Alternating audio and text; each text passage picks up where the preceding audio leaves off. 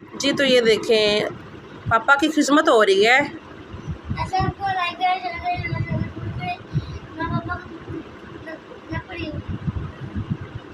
थक गया हूँ आज मैं, बहुत मैंने काम किया है। पापा ने क्या अपने काम किया है।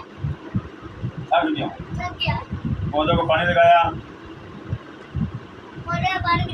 सब्जी को पानी लगाया। आरुष फातिमा के पापा आज बहुत थक गए हैं।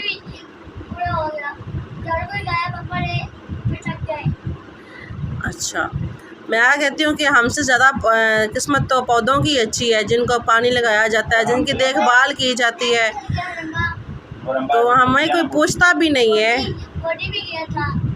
गोटी भी किया था। तो आप सब ने बताना है जी, इनको पौधे बहुत अजीज़ हैं, हम अजीज़ नहीं है। अच्छा, पौधे रोते हैं? जब मैं पौधों को पानी लगाता क्या करते हैं? नहीं, जब मैं पौधों को नहाता हूँ पानी मिल गया।